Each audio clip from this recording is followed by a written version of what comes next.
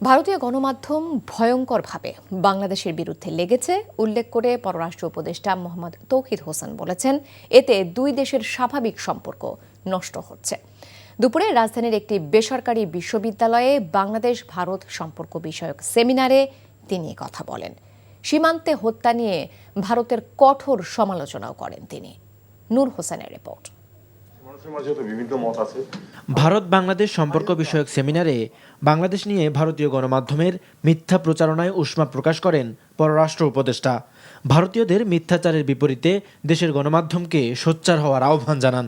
ভারতীয় মিডিয়া যে ভূমিকা নিয়েছে এটা কোনো অবস্থাতেই দুটো দেশের মধ্যে স্বাভাবিক সম্পর্ক প্রতিষ্ঠার জন্য সহায়ক না। ভারতীয় মিডিয়াতে যেসব মিথ্যাচার হচ্ছে সেগুলিকে তুলে নিয়ে আসা, আমরা জানি যে এটা কিন্তু প্রচুর ওই যে ট্রুথ চেক করার যে ব্যবস্থা আছে সেখানে কিন্তু একেবারে প্রমাণিত যে অনেকগুলি বক্তব্য তারা সম্পূর্ণ মিথ্যা দিচ্ছে।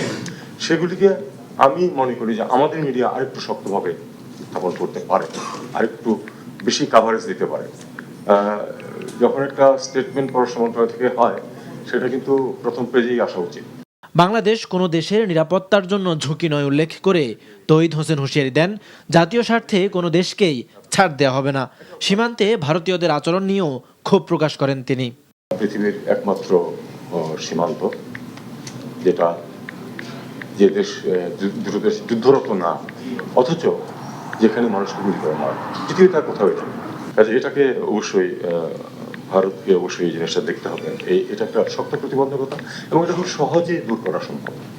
জাতীয় ঐক্য না থাকায় দেশ অনেক পিছিয়েছে জানিয়ে পররাষ্ট্র উপদেষ্টা এ বিষয়ে সব রাজনৈতিক দলকে ঐক্যবদ্ধ হওয়ার আহ্বান জানান। নূর হোসেন, এনটিভি নিউজ, ঢাকা।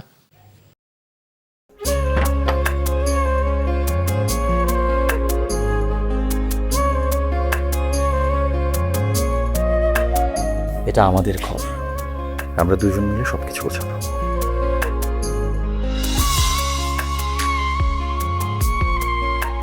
বাহ, এই ঘরটা এতদিন মরে আসছিল, নতুন বউয়ের হাত পরে একটা চক চক চক চক করতেছে।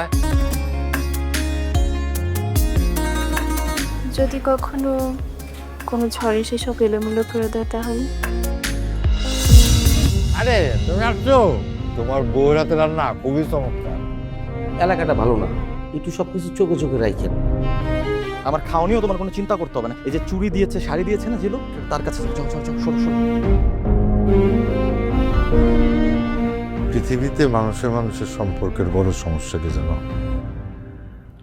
ভুল বোঝাবুঝি।